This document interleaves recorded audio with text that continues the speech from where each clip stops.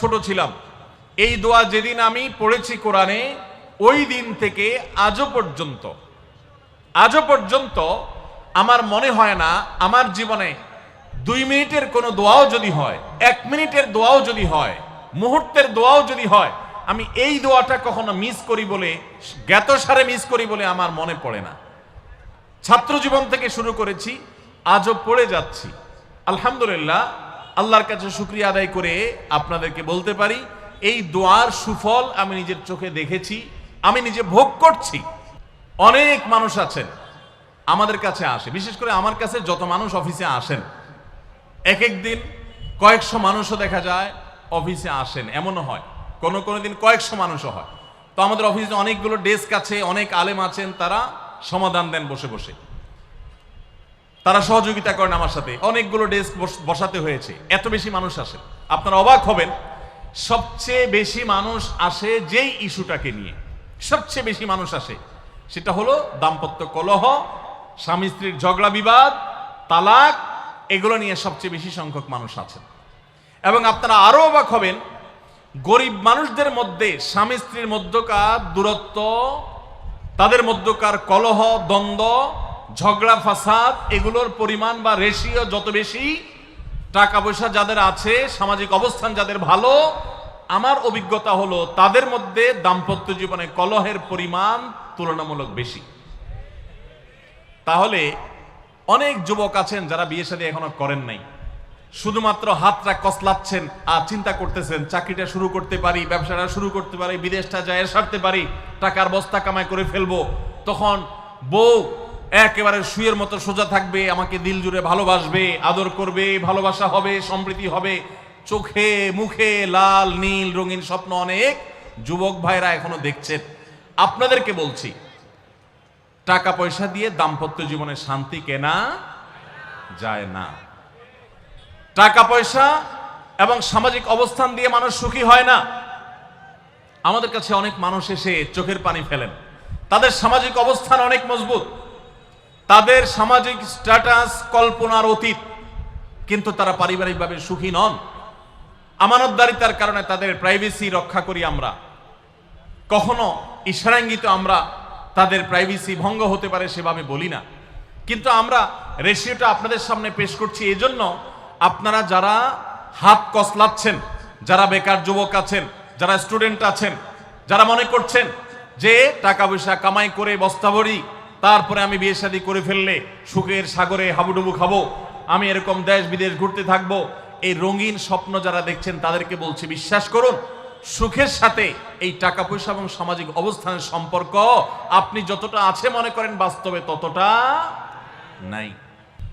সুখী দাম্পত্য জীবনের জন্য পুরুষ এবং নারী উভয়ের জন্য সর্বপ্রথম এবং প্রধান করণীয় হলো আল্লাহ তাআলার কাছে অনেক আগে থেকে দোয়া করতে থাকা, দরখাস্ত সাবমিট করা যে আল্লাহ, আমার পরিবার, আমার স্ত্রী, আমার অনাগত সন্তান সন্ততি যারা আসবে আমার বংশে, আমার ঘরে, আমার সংসারে, আমার পরিবারে, আল্লাহ আপনি তাদেরকে নেককার, তাদেরকে মুত্তাকিদের ইমাম এবং তাদেরকে এমন মানুষ বানিয়ে দেন যেন তারা চক্ষু শীতলকারী হয়। আপনাদেরকে একটা দোয়া শিখাতে চাই, অনেকে হয়তো জানেন, সূরা ফুরকানের ৭৪ নম্বর আয়াত। সূরার নাম কি বলেছি? ফুরকান। আয়াত নম্বর কত বলেছি? ৭৪। এজন্য আপনাদেরকে আমি বলতে চাই, বিবাহিত হন কিংবা অবিবাহিত হন, আপনার দাম্পত্য জীবনের সুখের জন্য সর্বপ্রথম এবং প্রধান করণীয় হলো এই দোয়া। এর বাইরে আরো সাধারণভাবে আল্লাহ তাআলার কাছে দোয়া করতে থাকা, যেন আল্লাহ তাআলা আপনাকে এমন একজন জীবন সঙ্গী দেন। মা বোনরা দোয়া করবেন জীবন সঙ্গী, আপনারা দোয়া করবেন এমন যেন জীবন সঙ্গিনী দেন, যে জীবন সঙ্গী আপনার চোখ জুড়ানোর মতো হবে। দেখুন, আল্লাহর ভাষা এমন যে এই ভাষা তো অলৌকিক, এটাতে কোনো মানুষের ভাষা নয়। দোয়ার ভাষ্য লক্ষ্য করেন, আল্লাহ শিক্ষা দিচ্ছেন আমাদেরকে, রব্বানা হাবলানা মিন আজওয়াজিনা ওয়া যুররিয়াতিনা কুররাতা আয়ুন, হে আমাদের রব, আমরা আপনার কাছে এমন স্ত্রী চাই, এমন সন্তান চাই, এমন পরিবার চাই, যেই পরিবারের সদস্য, আমার স্ত্রী, আমার সন্তানরা আমার নয়ন জুড়াবে, আমার চোখ জুড়াবে, এরকম মানুষ চাই। একটু ভাষাটা লক্ষ্য করুন। আমরা সাধারণত দোয়া করলে কি চাই? আমরা এক একটা দিক চাই। ধরুন আপনার স্ত্রী মাশাআল্লাহ অনেক সুন্দরী, অপূর্ব সুন্দরী, তিনি আল্লাহ তাআলা তাকে অনেক রূপ লাবণ্য দিয়েছেন, কিন্তু তার যদি চরিত্রটা খারাপ হয়, তাহলে এই স্ত্রীকে আপনার নয়ন জুড়াবে, চোখ জুড়াবে, চক্ষু শীতলকারী হবে? আপনার স্ত্রীর চরিত্র ভালো, দেখতে শুনতেও মাশাআল্লাহ সুন্দর, কিন্তু পড়ালেখা নাই, বুদ্ধি শুদ্ধি নাই, একটু বেকুব কিসিমের, তাহলে কি আপনার চোখ জুড়াবে? ভালো লাগবে?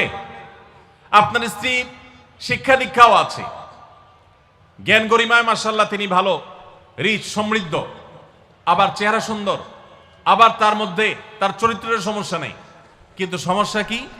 সমস্যা ধরুন তার ভিতরে এমন রোগ আছে, শারীরিক রোগ, যেই রোগের কারণে আপনার জন্য সেটা বড় কঠিন পরিস্থিতির মুখোমুখি হতে হয়।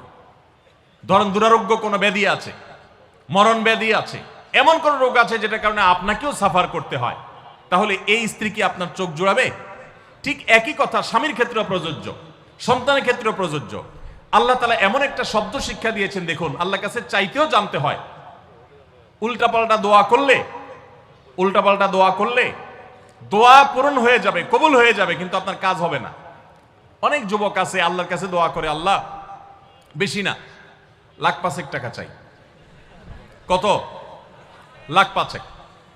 অনেক যুবক লিখে দেয় আমাদেরকে, হুজুর দোয়া করবেন, বেশি না, আমি আল্লাহর কাছে লাখ 5 টাকা চাই। আল্লাহরে টার্গেট দিয়ে দিছে, কত লাগবে? 5 লাখ। কেন? একটা বাইক কিনবে, যুবক মানুষ, রাস্তাঘাটে বাইক ছাড়া চললে ভালো লাগে না, আর একটা ভালো সেট কিনবে, না হলে ফেসবুক স্ট্যাটাস ভালো করে দেওয়া যায় না, ছবি তুলে দেওয়া যায় না। সাইফুল্লাহ ভাই ছবি তুলে দিতে বলছেন না, মাহফিলের ছবি তোলা যায় না। আর কিছু টাকা দিয়ে ছোটখাটো একটা দোকান কিছু একটা করবে, বিয়ে শাদীর ব্যবস্থা করবে, বাস, বেশি কিছু চাই না। তো আল্লাহ তাআলা 5 লাখ টাকা ধরেন আপনাকে দিয়ে দিল, সাথে একটা রোগও দিয়ে দিল, ওই রোগে খরচ হবে 6 লাখ। তাহলে আপনার এই 5 লাখের কোনো মানে আছে? আপনারা একটা প্রসিদ্ধ ঘটনা অনেকেই শুনেছেন, একটা চুটকি, যে এক যুবক দোয়া করছে, আল্লাহ তোমার কাছে আমি এমন একটা লাইফ চাই, বিশেষ করে বেকার যুবকরা এগুলো বেশি দোয়া করে, আল্লাহ তোমার কাছে এমন একটা লাইফ চাই, বেশি কিছু না, যে লাইফে 2 হাত ভর্তি টাকা থাকবে আর আশপাশে শুধু নারী আর নারী থাকবে, এরকম একটা লাইফ চাই। তো আল্লাহ তাআলা তার দোয়া কবুল করে ফেলছে। দোয়া কি করছেন? কবুল করে ফেলছে। দোয়া কবুল করছেন কিভাবে? দোয়া কবুল করে তাকে আল্লাহ তাআলা এমন একটা বাসের কন্ট্রাক্টর বানিয়ে নিছেন, যে বাসটা হলো মহিলা বাস, চারপাশে শুধু নারী আর নারী, সব মানুষের, আর হাত ভর্তি টাকা আর টাকা সব বাস মালিকের। দোয়া কিন্তু কবুল হয়ে গেছে। তো আল্লাহ তাআলার কাছে উল্টাপাল্টা দোয়া করলে কি হয় দেখছেন? দেখুন, দাম্পত্য জীবনে সুখের জন্য দোয়া কিভাবে করতে হবে আল্লাহ শিখিয়ে দিয়েছেন।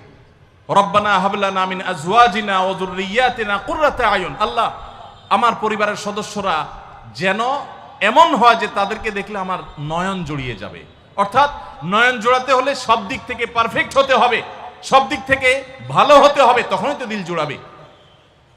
ওয়াজআলনা লিল মুত্তাকিনা ইমামা, আর আমাদের সবাইকে, গোটা পরিবারকে আপনি মুত্তাকিদের ইমাম বানায় দেন, সৎ মানুষ বানায় দেন। কারণ সৎ যদি না হয়, আল্লাহভীরু যদি না হয়, তাহলে কখনো তাদের মাধ্যমে আপনি সুখ শান্তি পেতে পারেন না। তাহলে প্রথম করণীয় দাম্পত্য জীবনের সুখের জন্য, সুখী দাম্পত্যের জন্য আল্লাহর কাছে দোয়া করতে থাকা। সূরা ফুরকানের ৭৪ নম্বর আয়াত, এর পাশাপাশি আরো যত আয়াত আছে, অথবা সাধারণভাবে আপনি আল্লাহর কাছে, আল্লাহ আমি ভালো সঙ্গী যেন পাই, সেজন্য দোয়া করতে থাকবো। আল্লাহ আমাদেরকে তৌফিক দান।